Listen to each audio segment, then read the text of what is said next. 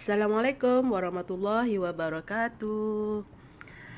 Okey, bertemu kembali dengan Cikgu Yaya dalam mata pelajaran Pendidikan Kesihatan tahun 3.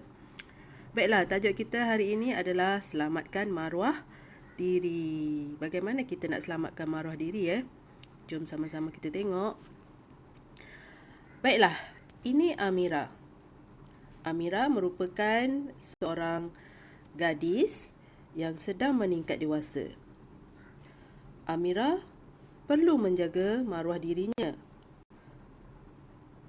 Tetapi, bagaimana Amira ingin menjaga maruah dirinya?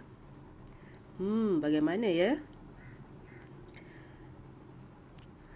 Ini adalah cara menjaga maruah diri.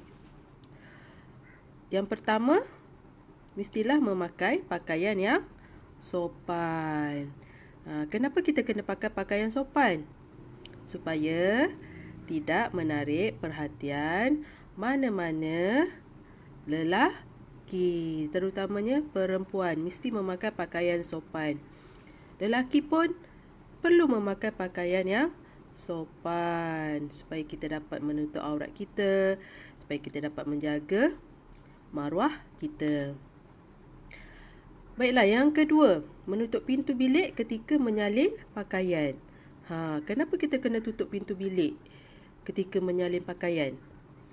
Ini adalah untuk menjaga kehormatan kita, untuk menjaga maruah diri kita. Apa berlaku sekiranya kita menyalin pakaian tidak menutup pintu? Sekiranya di dalam kawasan tersebut ataupun rumah tersebut ada lelaki yang tidak kita kenali ataupun ada orang yang tidak kita kenali, sama ada kita lelaki ataupun kita perempuan, kita perlu menutup pintu bilik ketika menyalin pakaian. Baiklah, yang ketiga, mengelak melalui tempat sunyi seorang diri. Yang ini pun perlu dijaga.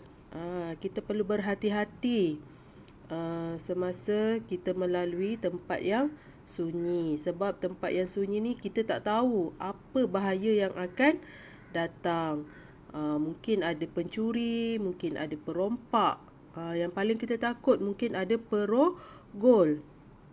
Sebab itulah kita kena jaga maruah diri kita. Kita kena mengelak melalui daripada tempat yang sunyi seorang diri. Sekiranya kita nak lalui juga tempat yang sunyi, kita perlu ada teman. Teman contohnya ibu atau bapa, abang atau kakak adik-beradik, ataupun rakan-rakan. Baiklah. Apa berlaku jika kita tidak menjaga maruah diri kita? Apa kesan yang akan kita hadapi ataupun kita terpaksa tanggung? Okey, jom kita lihat. Kesan jika tidak menjaga maruah diri. Banyak kesannya. Antara yang ada di sini adalah mendapat malu dan emosi terganggu. Apa maksudnya mendapat malu ni? Contohnya macam ni. Contohnya sekiranya kita tidak menutup pintu bilik ketika menyalin pakaian. Apa yang berlaku? Ada seseorang yang berniat jahat terhadap kita, telah mencabul kehormatan kita. Contohnya seperti memegang bahagian-bahagian alat seksual kita. Yang kita dah belajar sebelum ni, contohnya bahagian seksual kita ni, contohnya punggung, dubur, payudara, bibir. Itu sekiranya berlaku perkara-perkara seperti rogol, cabul, akan menyebabkan kita mendapat malu. Dan seterusnya emosi kita akan terganggu.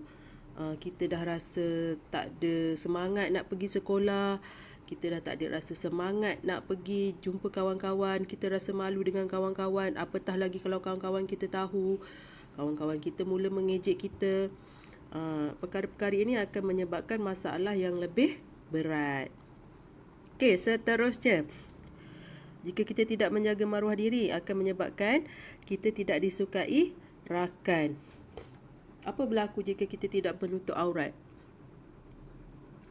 Contohnya kita pakai pakaian yang terdedah ataupun pakai pakaian yang menjolok mata. Menjolok mata ni maksudnya pakaian yang menyebabkan dipandang serong. Contohnya memakai baju yang ketat. Perempuan tak boleh pakai baju-baju ketat. Seluar ketat. Perempuan perlu memakai pakaian yang longgar, yang sopan. Begitu juga lelaki. Lelaki tidak boleh memakai pakaian yang ketat. Tak boleh pakai seluar ketat. Baju pun tak boleh ketat sangat. Perlu memakai pakaian yang sopan, yang sedap mata memandang. Barulah kita akan disukai rakan, disenangi rakan. Ataupun jika kita tidak menjaga maruah diri ni, kita buat sesuatu yang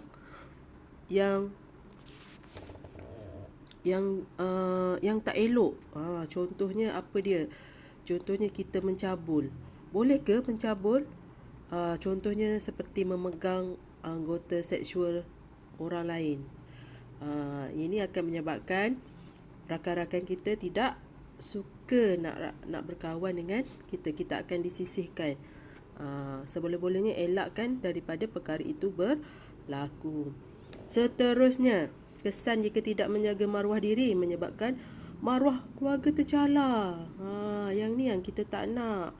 Bila kita melakukan perkara-perkara yang boleh menyebabkan maruah diri kita ni tercalar, maruah keluarga juga turut tercalar. Ibu bapa kita akan marah, akan malu.